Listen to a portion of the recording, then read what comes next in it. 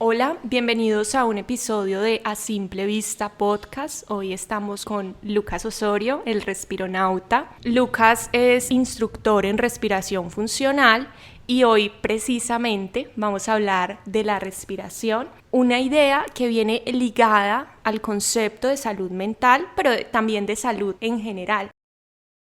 Bueno, me presento. Yo trabajo con respiración funcional hace 5 años. Trabajo con un método que se llama Oxygen Advantage o el poder del oxígeno.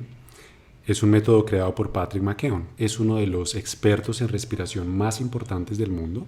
Hoy, además de enseñar el método, soy entrenador de entrenadores del método y soy la persona que está trayendo Oxygen Advantage a habla hispana. He formado más de 50 instructores en diferentes países de Latinoamérica, en España, México, Argentina, Chile, Colombia, obviamente, muchos países de habla hispana. Mi propósito en este momento es crear una fuerza de instructores que puedan llevar el poder de la respiración a todos los lugares de América Latina. Yo desde mis 16 soy meditador zen. A los 16 me fui a vivir a un templo zen con mi familia, con mi papá, con mi hermana.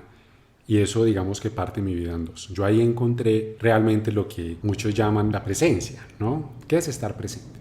Después entré en el mundo corporativo como cualquier otra persona, trabajé en marketing muchos años. Hace 5 años decido dejarlo todo y dedicarme a enseñar a la gente a meditar. Pero ¿qué pasa?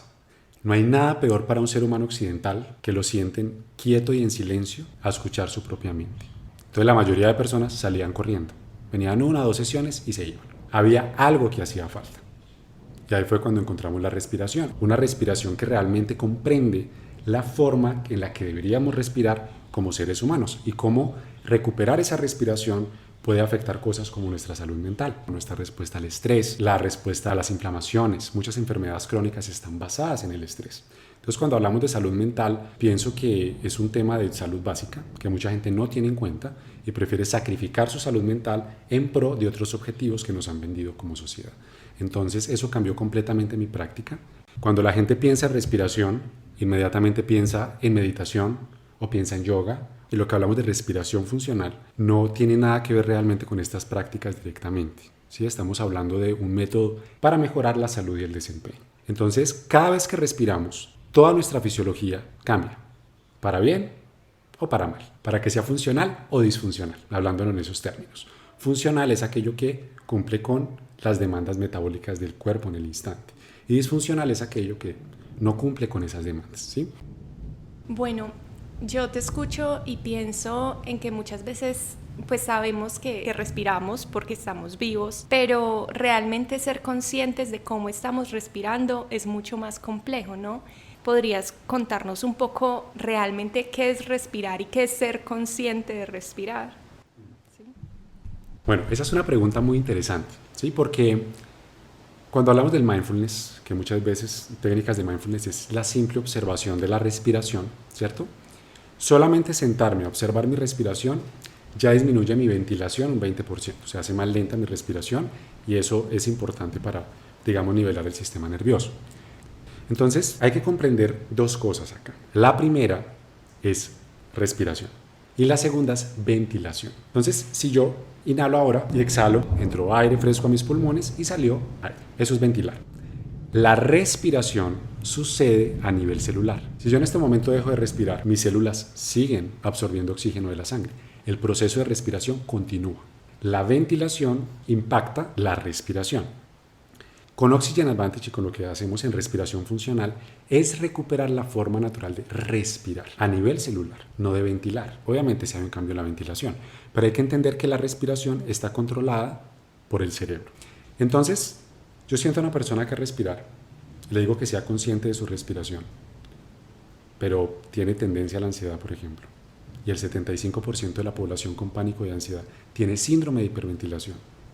Esa sensación de ahogo que es tan típica de un ataque de pánico, y a la gente le da miedo tener un ataque de pánico por la sensación de ahogo. Entonces, solamente observar la respiración no es una práctica completa para una persona que realmente lo requiere. Si vamos realmente a entender cómo funciona el sistema nervioso, hay que ir mucho más allá de simplemente observar y ser conscientes de la respiración, porque tú deberías respirar correctamente incluso mientras no estás consciente. Incluso mientras duermes, tu respiración debería ser correcta. Es una actividad más allá de lo que yo puedo racionalizar y de lo que puedo estar atento todo el día, que es imposible, y ir mucho más profundo en realmente cómo funcionan los centros respiratorios a nivel cerebral. No sé si respondo tu pregunta, me fui muy por otro lado, pero... Bueno, sí respondes a la pregunta, pero entonces me surge otra pregunta. Okay. Y es, pero yo tengo que modificar la ventilación para que la respiración funcione de manera adecuada. ¿Es solamente modificando la ventilación o cómo es que se hace ese proceso a nivel corporal para que sea funcional? Ok, entonces vamos a empezar por el principio. Les voy a pedir a las dos que tomen una respiración profunda.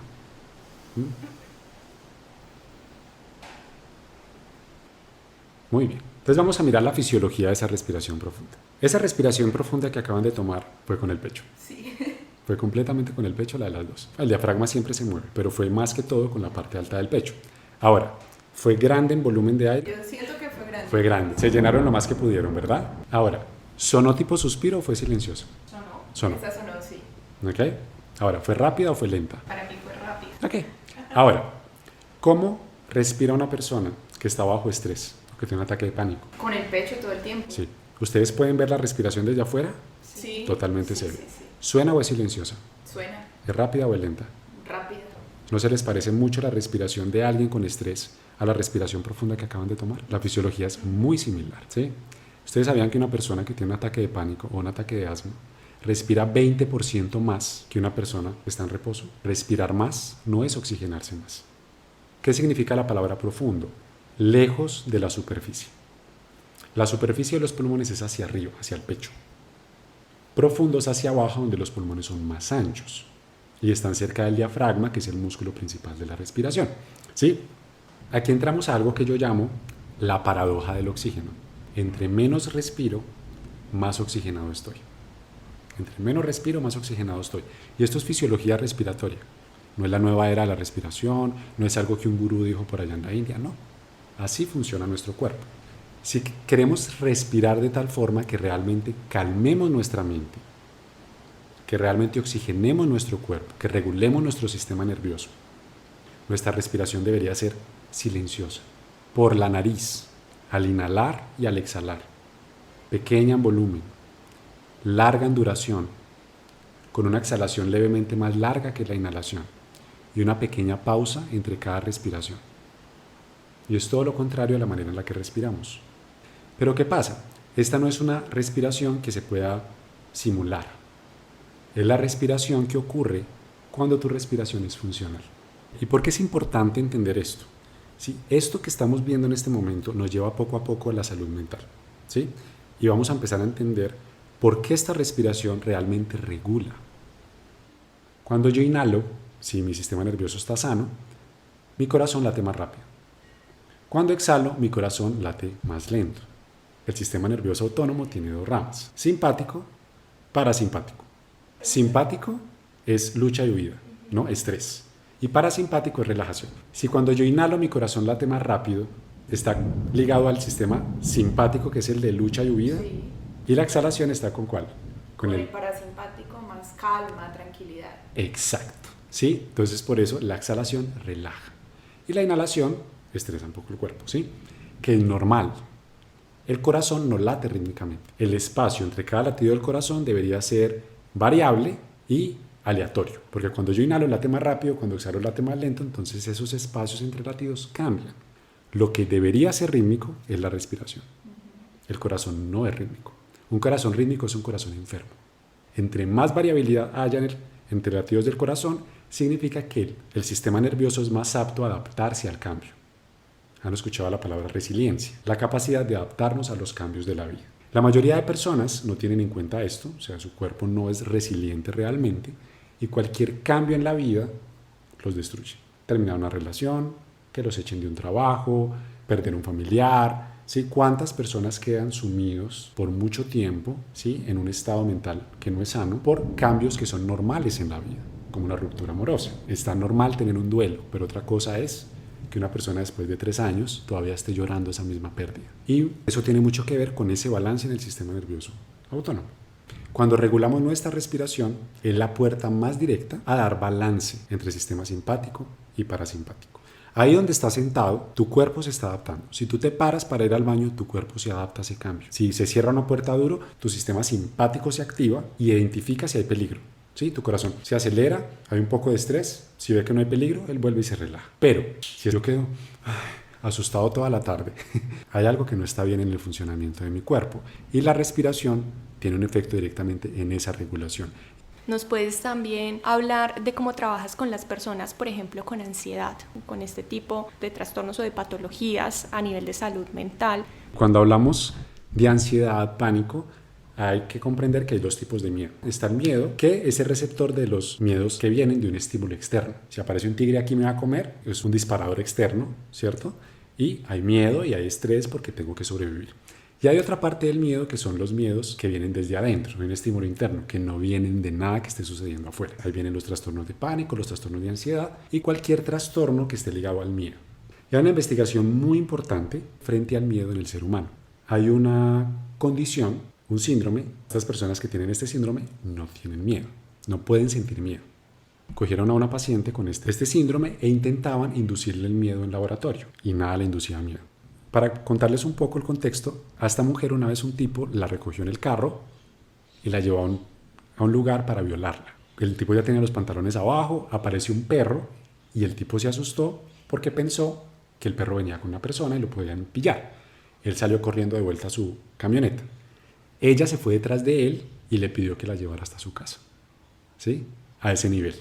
Y no lograban inducirle miedo. Pero una vez la sentaron en el laboratorio, le pusieron una máscara y le hicieron inhalar aire con un 30% de CO2, de dióxido de carbono. Cuando ya inhaló el aire, desorbitó los ojos, se prendió de la mesa y dijo, ayúdenme, le dio un ataque de pánico. Es una investigación que está en curso, pero cambia completamente la forma en la que entendemos el miedo en el ser humano. Esperen porque les voy a dar un poco más de contexto. ¿Qué pasa con el CO2?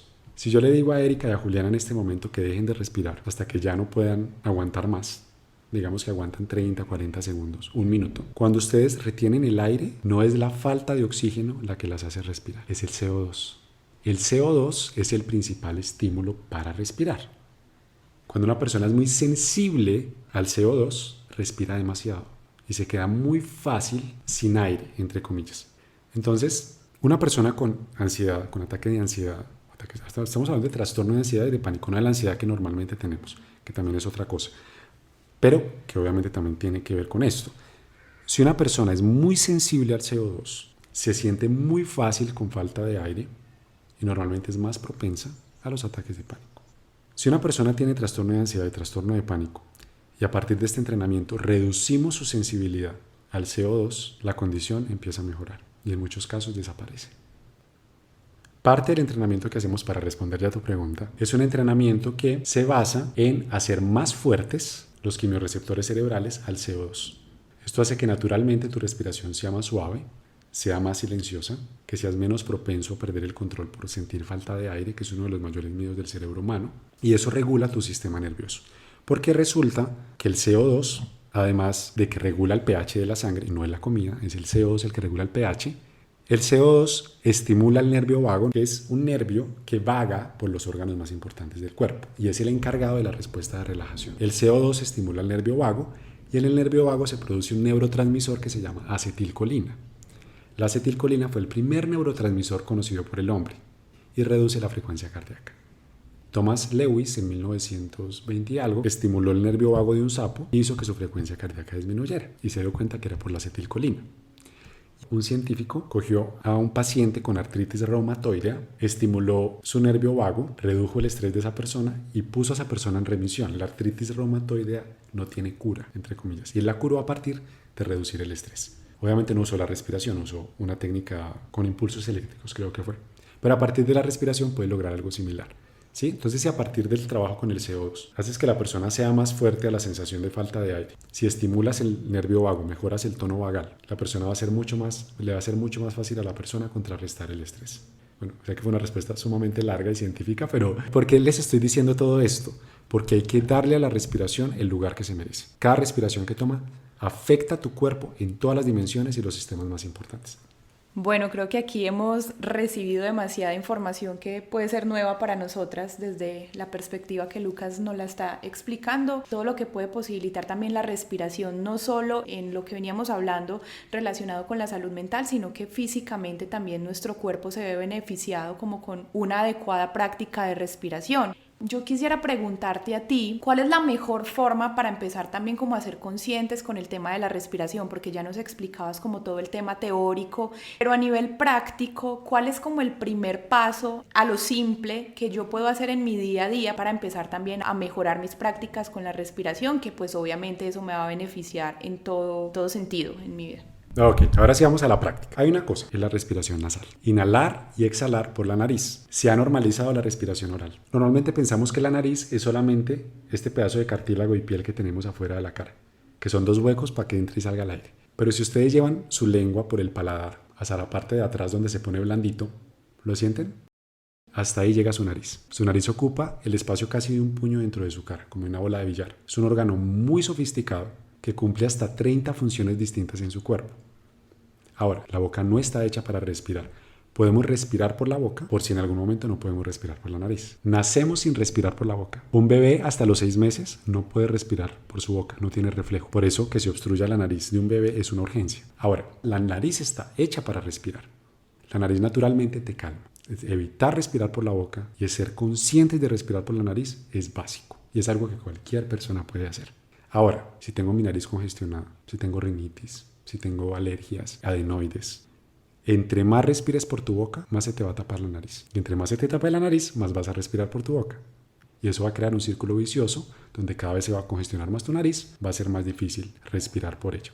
Hay otras partes del cuerpo que son necesarias para la respiración y cómo se activan esas partes del cuerpo. Primero tenemos la nariz, que es básico. Respirar por nuestra nariz, en especial con los niños. Hagan que sus niños respiren por la nariz. Hay otra parte muy importante y es el diafragma.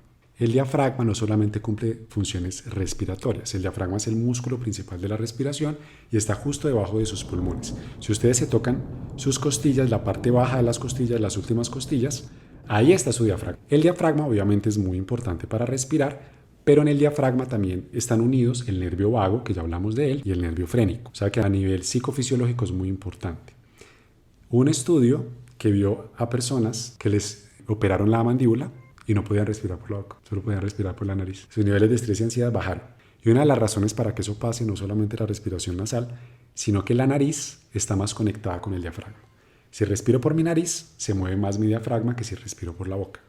Ahora, hay una confusión muy común frente a la respiración diafragmática. Entonces pensamos que respirar diafragmáticamente es sacar y meter el ombligo. Eso no tiene nada que ver con una respiración diafragmática. Es una respiración abdominal, no moviliza realmente el diafragma. Si mi diafragma está entre mis costillas inferiores y mis pulmones están sobre el diafragma, o sea, miren todo el espacio que ocupan los pulmones, el pecho, la espalda.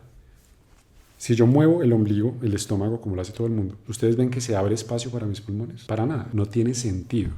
Una respiración diafragmática es cuando ponemos nuestras manos en la parte inferior de las costillas, en las últimas costillas de abajo, inhalamos y nos imaginamos que el aire que inhalamos va entre nuestras manos. Y el pecho se mueve lo menos posible. ¿Ok? Entonces poner nuestras manos ahí y respirar suave y lento, sintiendo una expansión lateral y una contracción lateral de las costillas inferiores, relaja el sistema nervioso. Siempre por la nariz, ¿sí? Muy suave y muy lento. Y ahora, si además le ponemos un ritmo a la respiración, hay algo que se llama respiración resonante. Todo lo que la ciencia entiende por resonante es todo aquello que pone en balance el sistema nervioso, o sea, eleva la variabilidad de la frecuencia cardíaca. Esto lo encontró un investigador que se llama Bernardi, él es italiano, e investigó los sutras y mantras más importantes de la humanidad, como el Rosario Cristiano o el Om Mani Padme Hum de los tibetanos. Y en su forma tradicional, estos mantras, sutras, hacen que las personas respiren 5.5 veces por minuto en promedio. Y hablando de que hoy las personas respiran entre 12 y 17 veces por minuto, estamos hablando de que realmente disminuimos mucho la frecuencia respiratoria. Si yo inhalo en 4 segundos, exhalo en 5 segundos y retengo un segundo, estoy reduciendo mi estrés. ¿Lo quieren hacer un momento? Un minuto, ¿sí? Se van a sentar bien, van a poner sus manos en la parte baja de las costillas, ¿sí? Entonces, si pongo mis manos en la parte baja de las costillas, Vamos a inhalar en 4 y exhalar en 5 y retener 1 conmigo, ¿ok? Ojo, no van a llenarse, van a mantener su volumen de la respiración muy moderado. Que la respiración no suene y sea muy sutil, ¿ok? Inhalamos. Comenzamos a exhalar en 3, 2, 1. Exhalan. 2, 3, 4, 5. Pausa. Inhalan.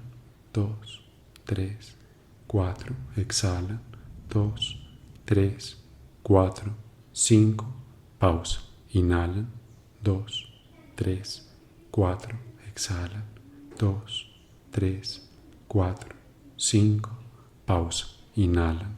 2, 3, 4. Exhalan. 2, 3, 4, 5. Pausa. Inhalan. 2, 3, 4. Exhalan. 2, 3, 4, 5. Pausa. Ese es el ejercicio. Hacerlo de 3 a 5 minutos va a ayudar a ir regulando poco a poco el sistema nervioso, ¿sí? ¿Cuál fue su experiencia? Fue muy poquito para que hayan adaptaciones, pero ¿pudieron sentir algo? Genera tranquilidad, se siente bien el cuerpo, es una sensación como de bienestar real. Bueno, yo sí me sentí como cansada. Tengo que respirar más rápido de lo que está contando Lucas. Sí me generó como que iba demasiado despacio, entonces el corazón se estaba acelerando mucho. Si siento falta de aire en este ejercicio, quiere decir que soy muy quimiosensible al CO2. Entonces, si tú tienes ataques de pánico, si tienes ansiedad, debes cambiar la cadencia. Entonces, en vez de inhalar en 4 y exhalar en 5 y retener 1, puedo inhalar en 3, exhalar en 4 y retener 1, ¿ok?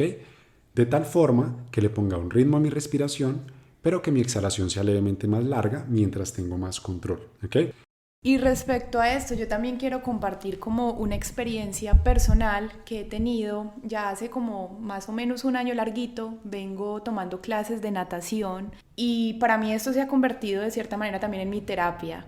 Como que a veces llego a la clase con miles de cosas en mi cabeza y justamente en las clases que hacemos ejercicios de apnea o que más tengo que aguantar respiración o ir hasta el fondo, son las clases que más disfruto porque el hecho de saber respirar, de saber aguantar el aire, realmente se convierten como en una calma para la mente. Y hablándolo como lo que nos explicabas ahorita en los trastornos de ansiedad y de pánico, claro, es que está totalmente relacionado y cuando se conecta la respiración y cuando la logras controlar desde tu mente y desde tu cerebro, pues obviamente esto tiene unos efectos súper importantes para el cuerpo en general y pues obviamente para la mente, calma muchísimo. Entonces creo que el hecho de saber respirar, como decía ahorita, es un acto que realizamos constantemente, pero saberlo hacer bien, pues obviamente nos puede traer muchísimo beneficio. Y mira que son ejercicios súper sencillos. Es cuestión de tener la disciplina y de tener obviamente una práctica constante, pero que realmente tienen un efecto fundamental.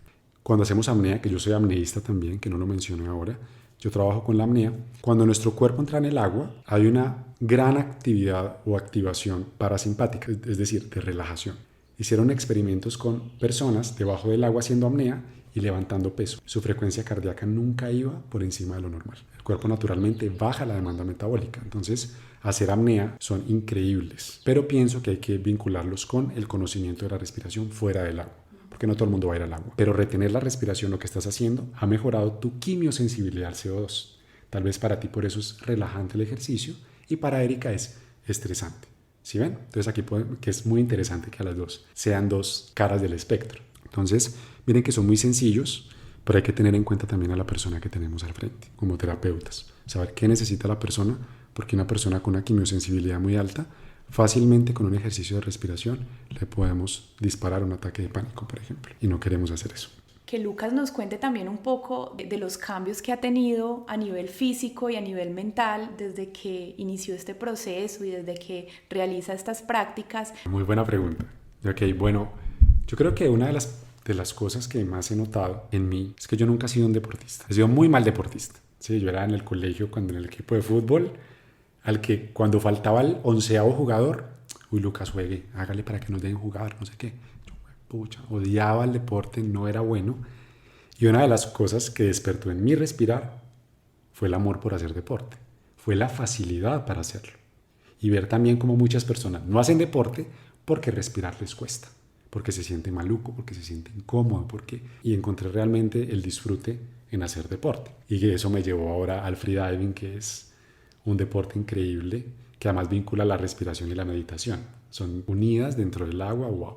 Yo creo que ha sido una de las cosas más lindas. El freediving o la apnea es bucear sin tanque, o sea, usando únicamente los pulmones. Tomo una respiración y me meto en el agua y voy lo más profundo que pueda o aguanto lo más que pueda en la piscina. De alguna manera yo llegué a la apnea como un experimento, porque uno de mis instructores es apneísta y yo le hablé de que la apnea me parecía un deporte interesante. Y él me dijo, mira que hay una competencia en Medellín. Y yo en un arranque le dije como, listo, yo compito.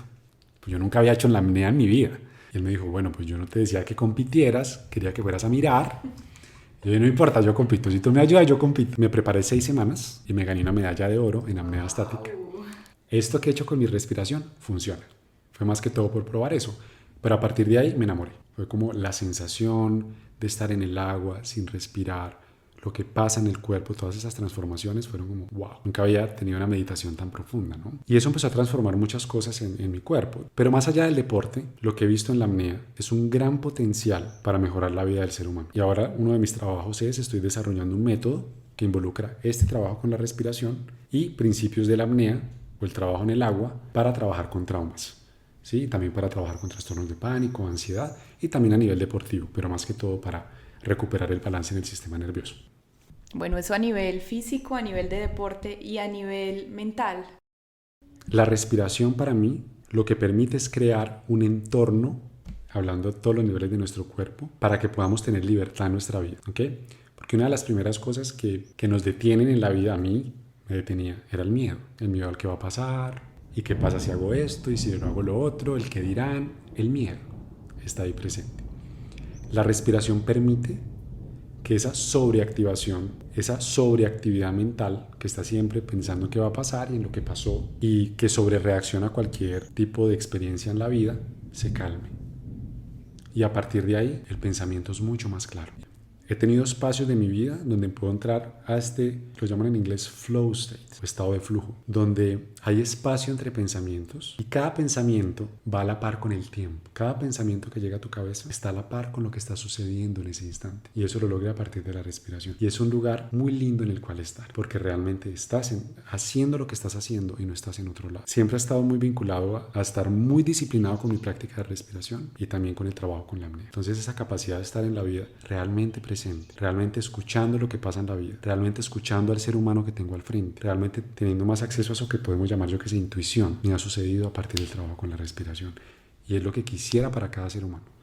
Ay, Lucas, muchas gracias. Qué bonito eso último que acabaste de decir, porque me conecté totalmente y me sentí en el momento presente mientras estabas hablando de eso. Y con esto que nos cuentas el día de hoy, que nos explicas, sé que a muchas personas les das muchas bases también, que obviamente es un proceso que toma mucho tiempo, pero hay que empezar por hacerlo. Y si realmente queremos tener un bienestar, tenemos que romper un poquito como con esas prácticas que muchas veces no sabemos hacerlas de la manera adecuada. Para los que nos escuchan, a Lucas lo pueden encontrar en redes sociales como el Respironauta, y creo que ahí se pueden conectar con todo el contenido que él sube y también pues con los cursos y esto. Gracias. Okay, bueno, como para finalizar, cierre, quiero agradecerle a todos por hacer parte de este espacio, por habernos escuchado, por haberse abierto. Espero que esta información que les doy les abra un poquito la ventana acerca del poder que tienen para sí mismos. El mejor regalo que le podemos dar a cada ser humano son herramientas para empoderarse de sí mismo. Pienso que la respiración es una de las bases de ese empoderamiento. Van a mantener su volumen de la respiración muy moderado. Que la respiración no suene y sea muy sutil. ¿Okay? Inhalamos. Comenzamos a exhalar en 3, 2, 1. Exhala. 2, 3, 4, 5. Pausa. Inhala. 2, 3, 4. Exhala. 2, 3, 4, 5. Pausa. Inhala. 2, 3, 4. Exhala. 2, 3, 4, 5. Pausa. Inhala. 2, 3, 4. Exhala. 2, 3, 4, 5. Pausa. Inhala. 2, 3, 4. Exhala. 2, 3, ese es el ejercicio. Hacerlo de 3 a 5 minutos. ¿Sí? Va a ayudar a ir regulando poco a poco. Voy a inhalar y voy a exhalar una sola vez sin parar. Cuando suba la mano inhalo, cuando baje la mano exhalo. ¿Okay?